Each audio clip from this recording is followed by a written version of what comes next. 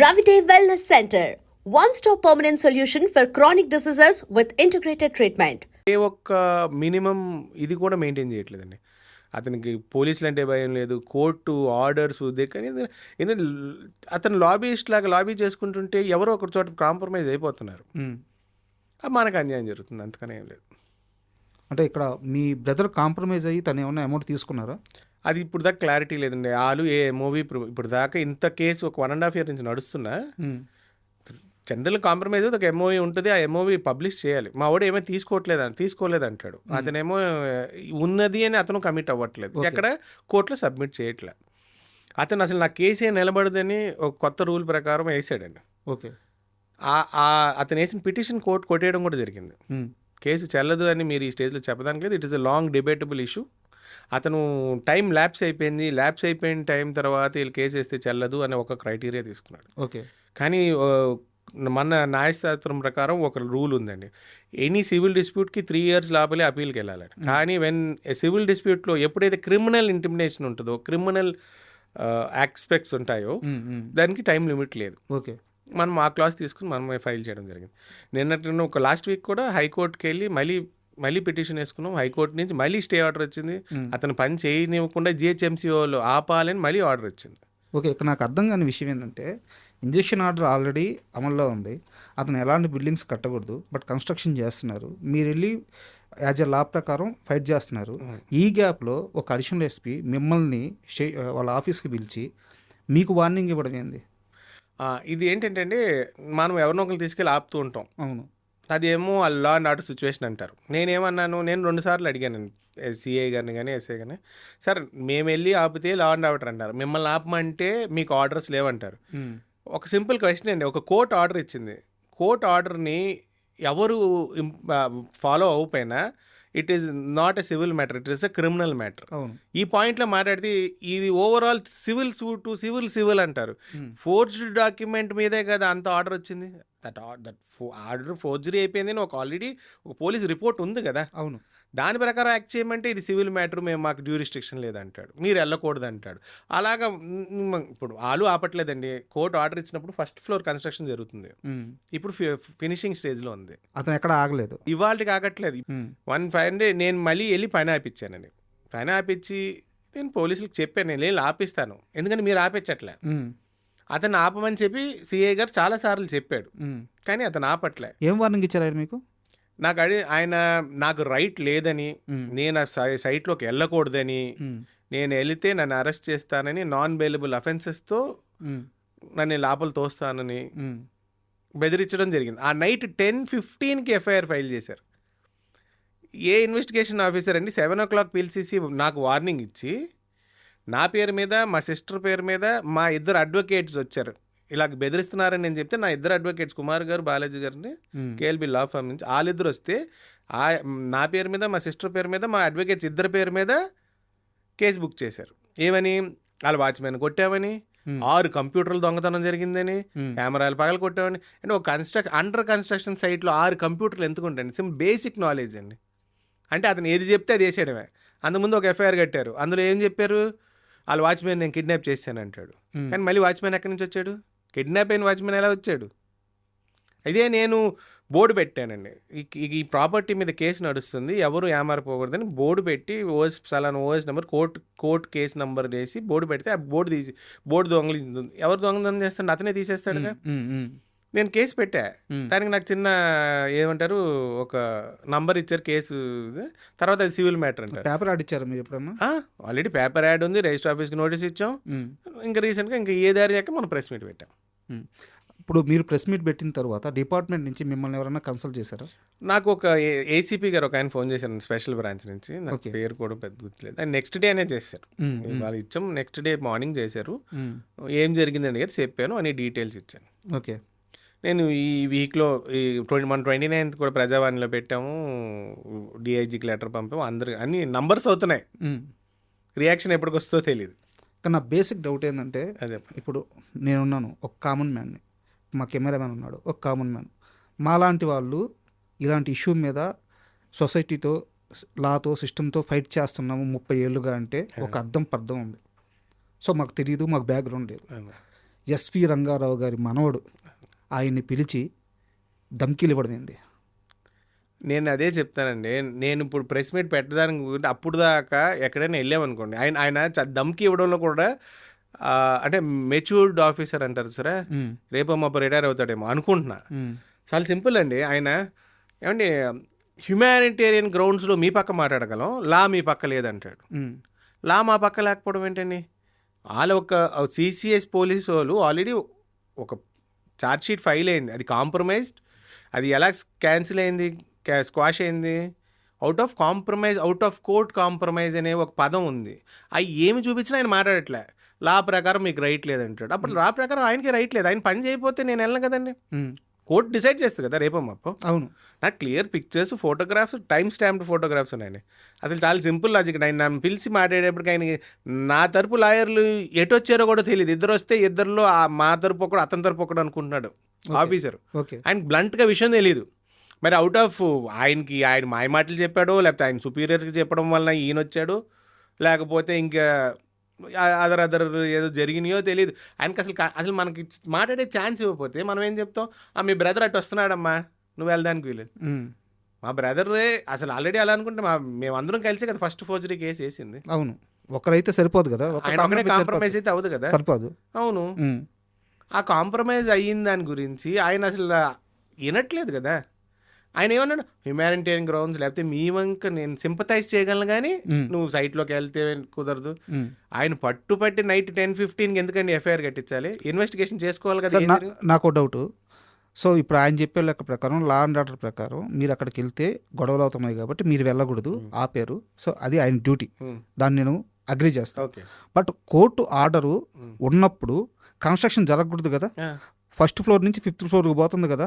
First floor 5th floor కదండి, ఇల్లీగల్గా ఒక ఫ్లోర్ 6th ఫ్లోర్లో కూడా ఉంది. మరి ఆ కన్స్ట్రక్షన్ ఆపే బాధ్యత ఎవరిది? వాళ్ళది కాదంటండి. మేము కోర్టు నుంచి వాళ్ళకి డైరెక్షన్ ఇప్పించాలంటే ఆపకూడదని. నేనన్నా కోర్టు ఆర్డర్స్ని ఇంప్లిమెంట్ చేయడానికి, ఒక కోర్టు ఆర్డర్ ఇచ్చాక ఇంప్లిమెంట్ చేయడానికి కోర్టు మీకు వాళ్ళకంటే స్పెసిఫిక్గా ఇన్వాల్వ్ అవ్వండి, వెళ్ళి ఆపించండి అని ఆర్డర్ ఇవ్వాలంట. మనం కోర్టులో ఆర్డర్స్ వచ్చినాయండి, ఆర్డర్స్ ఫాలో అవ్వట్లేదని కంటెంప్ట్ కేసు వేసామండి. అడ్వకేట్ జనరల్ని వేసి మొత్తం రికార్డ్ చేయించమనండి. జిహెచ్ఎంసీకి వెళ్ళి కంప్లైంట్లు పెడితే వాళ్ళు నోటీసులు సర్వ్ చేశారండి. ఏది సెట్ బ్యాక్స్ వైలేషన్ జరుగుతుంది, పని జరగకూడని కోర్టు ఆర్డర్ ఉంది, మీరు చేస్తున్నారని. 5 ఆర్డర్స్ వచ్చాక ఆడేం చేశాడు, జూనియర్ కోర్టుకి వెళ్ళాడు. నాకు ఆల్రెడీ ఏంటిది జెన్యూన్ పర్మిషన్ ఉంది, జిహెచ్ఎంసీ వాళ్ళు కావాలని ఇబ్బంది పెడుతున్నారని. అక్కడెక్కడ మన పేరు చూపించాడు. అతను ఆల్రెడీ కోర్టుల్లో తిరిగే ఒక మనిషి అండి. అతని కేసులు లేకపోతే అతనికి నిద్ర పట్టదు. 16 కేసులు ఉన్నాయండి, 16 ఇటువంటి కేసులే. ఆల్రెడీ ఒక ఆసిఫ్ నగర్లో ఒక బిల్డింగ్ ఇలాగే కడతానని జనం దగ్గర డబ్బులు తీసేసుకున్నాడు, బ్యాంకుల దగ్గర డబ్బులు తీసేసుకున్నాడు. సిబిఐ కేసులో ఛార్జ్షీట్ ఫైల్ అయ్యి అతను సెంటెన్స్ అయితే బెయిల్ మీద ఉన్నాడు. కన్విక్ట్ అయ్యి బెయిల్ మీద తిరుగుతున్నాడు. అలాంటి మనిషికి ఆనంద్ అనే అడిషనల్ డీసీపీ ఎలాగా వంత పడతాడు? మన మాట అయినట్లు అరుస్తున్నాడు. నేను ఆ రోజు చెప్పాను, కేసులు పెట్టుకుంటే పెట్టుకోన్నా, ఏమైపోతుంది? ఇప్పుడు ఉన్నాయి 2 ఉన్నాయి. మన రిట్లు వేసుకుంటున్నాం, మనం కోర్టులో ఛాలెంజ్ చేసుకుంటామండి, ఏమవుతుంది? ఆయన వేసుకుంటాడండి. Everything is a counter case అండి. నేను కంప్లైంట్లు పెట్టాను, ఆయన కన్స్ట్రక్షన్ చేస్తున్నాడు, కోర్టు ఆర్డర్ను వైలేట్ చేస్తున్నాడు, నేను ఇన్నిసార్లు తిరుగుతుంటే 1.5 year నుంచి నా దగ్గర రిసిప్ట్స్ ఉన్నాయండి నేను ఇచ్చిన కంప్లైంట్లకి. అంటే ఇంత ఫైట్ చేస్తున్నారు. తెలుగు సినిమా ఇండస్ట్రీలో ఇంతమంది పెద్ద పెద్ద స్టార్లు ఉన్నారు, మన తెలుగు రాష్ట్రాల్లో ఇంతమంది పెద్ద పొలిటీషియన్లు ఉన్నారు. వీళ్ళందరికీ ఎస్వీఆర్ అంటే అభిమానం ఉంటుంది, ఆ గౌరవం ఉంటుంది. ఆయన మనవడు ఇంత కష్టపడుతున్నాడని ఈ విషయాన్ని మీరు ఎవరి దగ్గరికి తీసుకెళ్లేదా? ఎవరి దగ్గర నుంచి మీకు సపోర్ట్ రాలేదా? నేను ఎవరికి చెప్పలేదండి. నేను లీగల్ సిస్టమ్ మీద నాకున్న నమ్మకంతో నేను నా ఓన్ బ్యాటిల్ నేను ఫైట్ చేస్తున్నాను. ఎక్కడికి వెళ్ళినా ఏముంటుంది, మీ అన్నయ్య కాంప్రమైజ్ అయిపోయాడు కదా, అతను ఎందుకు అయ్యాడు అనేది ఇవాళకి ఒక మిస్టరీ మా ఫ్యామిలీకి. ఓకే, ఎవరికి తెలియదు. అతను చెప్పేది మాటకి ఇతను చెప్పే మాటకి ఏది సంబంధం ఉండదు. సో మన ఫైటింగ్ మనం చేసుకోవాలండి. ఇంకా తాతగారు ఎంత కొన్నారు, ఇప్పుడు మార్కెట్ ప్రకారం ఎంత ఐడియా లేదండి. ఆయన ఎంత కొన్నారో 66 కదండి, విత్ ఫ్యూ థౌజండ్స్, 30,000 40,000 ఉంటుంది. ల్యాండ్ ప్రకారం అయితే అప్రాక్సిమేట్లీ 10-12 crores ఉంటుందండి. నేను మొన్న చూసిన దానిలో అతను ఇంకా కన్స్ట్రక్షన్ చేయకుండా ఒక ఫ్లాట్ అమ్మాడండి ఫర్ 1.60 crore రిసిప్ట్ ఒక ఒక అతను డాక్టర్ గారు కొనుక్కుని ఆయన చూపించాడు రిసిప్ట్. సో ఇప్పుడు అక్కడ కొంటున్న వాళ్ళంతా వాళ్ళు కూడా మోసపోయినట్టే కదా. నేను ఆయనకి చెప్పానండి, ఇప్పుడు నాకు ఒక క్లయింట్ తెలిసాడు, వాళ్ళ దగ్గర మోసపోయిన ఒక మనిషిగా నాకు కనిపించాడు, ఒక డాక్టర్ గారు. ఆయన పోలీస్ స్టేషన్కి వచ్చాడు. ఇది ఎంత ఎప్పుడు జరిగింది, నేను అక్కడికి వెళ్ళి గొడవ చేయడం, బోర్డులు పెట్టడం, బ్యానర్లు కట్టడం. సో ఆ ఏరియాలో ఏదో జరుగుతుందని వాళ్ళ బంధువులు ఫోన్ చేసి చెప్పాడు, అక్కడికి వచ్చాడు, స్టేషన్కి వచ్చాడు. కానీ అతని ప్రాబ్లం ఏంటి, అతను 50 లక్షల రూపాయలు అడ్వాన్స్ ఇచ్చాడు, పేమెంట్ చేసేసాడు అతను, 50 లక్షలు పేమెంట్ చేశాడు. కానీ ఇది ఆల్రెడీ ఫ్రాడ్స్టర్ కదా, 20 లక్షలకి రిసిప్ట్ ఇచ్చాడు. అదేంటి మరి వాళ్ళ వర్షన్ అంతే, 20 లక్షలకైతే రిసిప్ట్ ఉంది. అమ్మకూడదని కోర్టు ఆర్డర్స్ ఉందండి. లాస్ట్ ఇయర్ July 19th ఉన్న ఆర్డర్స్కి మార్చ్ ఆఫ్ దిస్ ఇయర్ అమ్మాడు అతను. మీరు అంటే మాకెలా తెలుస్తుంది సార్ అంటే, మీరు ఇంత చెప్తున్నారు. ఇదే ప్రాపర్టీని 2 ముక్కలు చేశాడు, ఓకే, సొంతంగా ఒక కంపెనీ ఫ్లోట్ చేశాడు. ఆ కంపెనీకి ఇదే 446 గజలు 223 చొప్పున 2 ముక్కలుగా రిజిస్టర్ చేశాడు. ఏది ఎప్పుడైతే ఛార్జ్ షీట్ ఫైల్ ఏం చేశారో 2017 ఆ ఇయర్. మనకి ఛార్జ్ షీట్ ఫైల్ అయిపోతుంది, మనం ఇబ్బంది పడతామని మరి ఇంటర్నల్ ఇన్ఫర్మేషన్ ఏదో లీక్ అయిందో లేకపోతే అయ్యాక చేశాడో 2 ముక్కలు చేశాడని.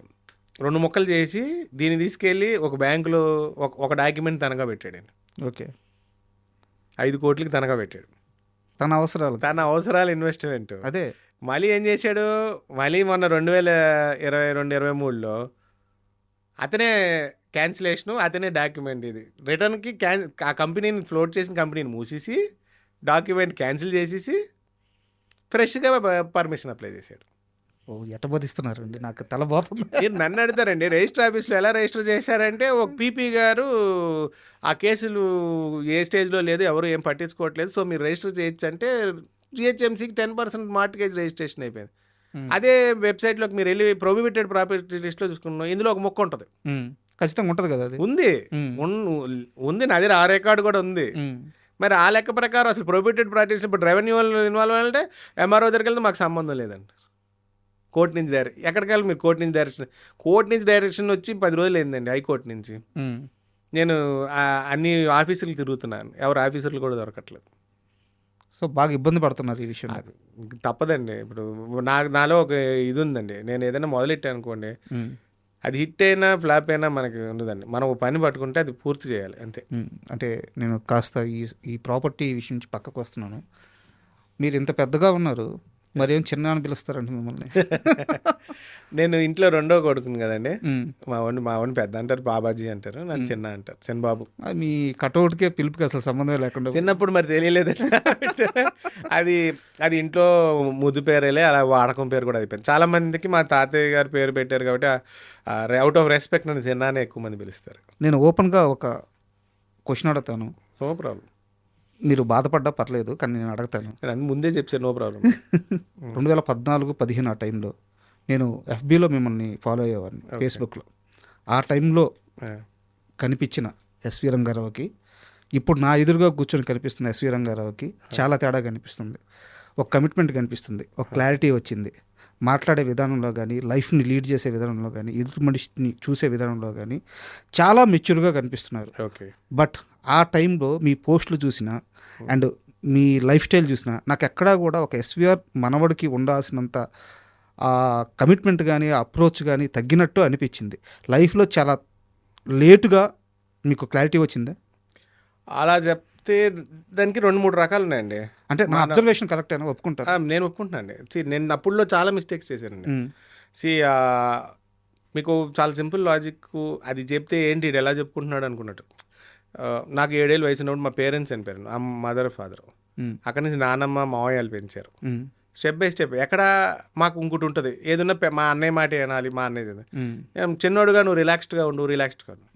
తర్వాత కొన్ని ఏమంటారు అన్వాంటెడ్ ఫ్రెండ్షిప్స్, ఏదో ఒక ట్రాక్లోకి వెళ్తాము, ఆ ట్రాక్ డిస్టర్బ్ అవడం, అలాగా కొంత ఫ్యామిలీ ప్రాబ్లమ్స్, ఇలాగే ప్రాపర్టీస్ డిస్ప్యూట్స్ అని ఇదని అదని, ఇదంతా ఒక పక్క అండి. ఇదంతా ఒక రాంగ్ ఫ్రెండ్షిప్స్, రాంగ్ ట్రాక్, నీకేంట్రా తక్కువ అంటే అది. కానీ లోపల నాకు ఒక భయం కూడా ఉండేదండి.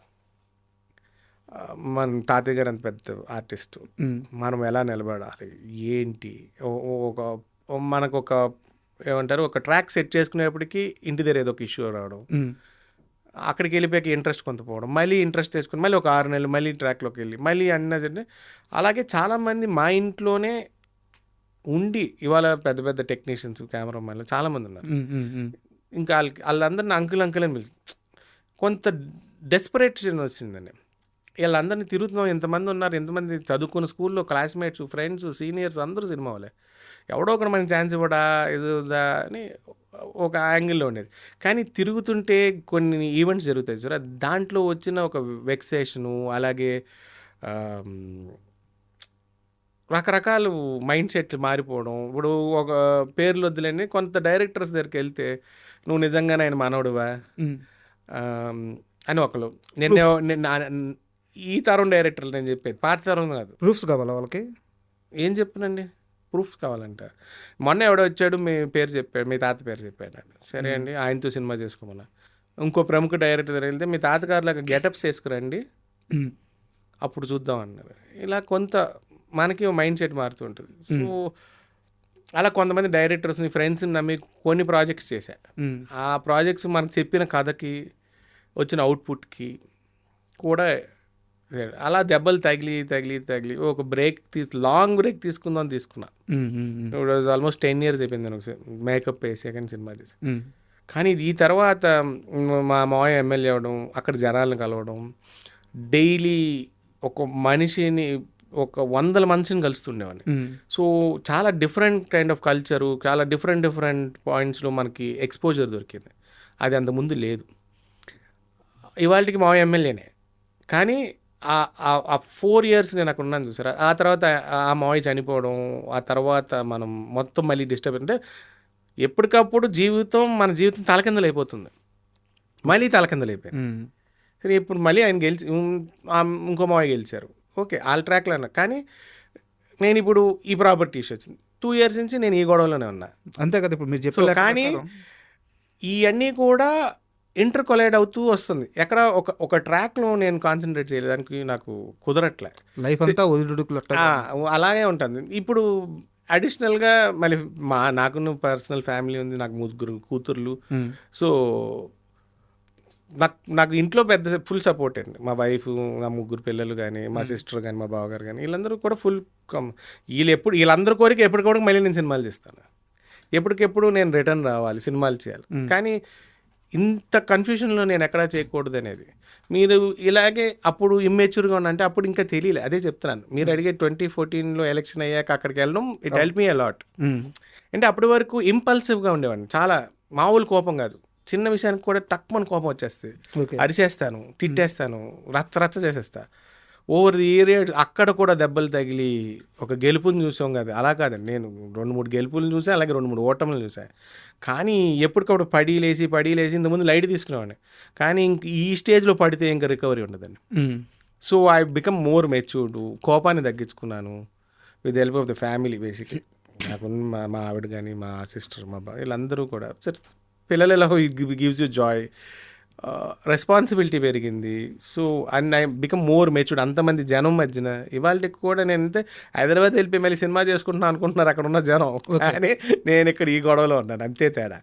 So this game a lot of experience అండి. తర్వాత కూడా ఇప్పుడు మనిషి పవర్లో ఉన్నప్పుడు, పవర్లో లేకపోతే జస్ట్ ఆయన 3,000 ఓట్లు ఓడిపోయారు. అంత వేవ్లో కూడా ఆయన 3,000 ఓట్లు. వెంటనే ఆయన 6 నెలలకు చనిపోయారు. ఇవాళకి దేవుడు, తమ్ముడు గెలిచాడు, ఆయన అదే సేవ చేస్తున్నాడు, ఆయన మంచి పనులు చేసినా ఆ దేవుడి ట్రాక్లో ఆ దేవుడిని మర్చిపోలేకపోతున్నారు. సో ఆయన కింద ఉండడం వల్ల it gave me lot of confidence, maturity, plus పబ్లిక్ని చూడడం వలన కనెక్ట్ అవన్నీ కూడా it gives a lot of insight కాన్ఫిడెన్స్తో పాటు experience will give you lot of exposure. అంటే నేను ఇంత పర్టికులర్గా ఈ క్వశ్చన్ అడగడానికి కారణం ఏంటంటే ఈ మెచ్యూరిటీ లేట్గా రావడం వల్ల ఈరోజు మీరు మసప్ ట్యాంక్లో ఉన్న ఒక 11-12 కోట్ల ఆస్తి కోసం ఇంత ఫైట్ చేస్తున్నారు. నిజం చెప్పండి, మీకు ఈ మెచ్యూరిటీ లేట్గా రావడం వల్ల కొన్ని 100 కోట్ల విలువ చేసే ల్యాండ్స్ ఎక్కడెక్కడ ఉన్నాయో తెలియక ఎస్వి రంగారావు గారి కుటుంబం కోల్పోవడం నిజం కదా. భీమవరంలో ఎక్కడో కొన్ని ఎకరాల ప్రాపర్టీ ఉండే, అది చాలా లేటుగా తెలిసింది మీకు. భీమవరమేనా ఎక్కడ? లేదండి, ఐడియా లేదు, అలాంటిది ఏం లేదండి. ఏదో ఏరియా నాకు అంటే నాకన్నా ముందు లార్జ్ ఫ్యామిలీ కదండి, మాది పెద్ద కుటుంబం అండి. మా తాతగారు 11 మంది, మా నాన్నగారు 9 మంది అండి. సో ప్రాపర్టీస్ ఎక్కడ ఉన్నాయి లేదు కన్నా మాకు దగ్గరికి వచ్చే ముందే చాలా పోయినాయి అండి. ఇంక తర్వాత మెయింటైన్ చేయడానికి ఎవరు లేకపోవడం వల్ల ఏదో ఒకటి అమ్మి కానీ ఇప్పుడు నా చిన్నప్పుడు నాకు అదే మా ఫాదర్ చనిపోకముందు ఓ ప్రాపర్టీ అమ్మారు 5 ఎకరాలు చెన్నైలో. యాక్టర్ శారద గారు కొని తర్వాత ఆవిడ అమ్మేసుకున్నారు. అది వాళ్ళ ఐటీ హబ్కి ఎంట్రన్స్. ఇక్కడ ఎలా మనకి ఇప్పుడు సైబరాబాద్ ఎలాగో అక్కడ 5 ఎకరాలు. ఇప్పుడు సైబరాబాద్ 5 ఎకరాలు ఉంటే మనం ఇవాళ ఏ స్థాయిలో ఉంటాం, చెన్నైలో 5 ఎకరాలు అమ్మారు ఆ రోజుల్లో. ఎంత ఇప్పుడు ఒక 1000 ఎకరాలు 1000 కోట్లు ఉంటుంది అది. నీకు అదే అందుకే ఎగ్జామ్ నేను సైబరాబాద్ టవర్ ఉంది కదా, అది ఎంట్రన్స్ కదా, అది 5 ఎకరాలు మాది. ఇప్పుడు అక్కడ ఐటీ హబ్కి అది 5 ఎకరాలు ఖచ్చితంగా 1000 కోట్లు ఉంది. సో అలాంటి చాలా ప్రాపర్టీస్ మెయింటెనెన్స్ లేక ఇప్పుడు మాకు మెచ్యూరిటీ రాదాక 40,000 వస్తే ఇంకేముందని. సో ఇంపల్సివ్, అదే చెప్తాను, ఇంపల్సివ్ కోపం వచ్చేసాక ఒక నిర్ణయం తీసేసుకోవడం అది నాకే చెడు చేస్తుందని నేను లేటర్ తెలుసుకున్నా. ఓకే.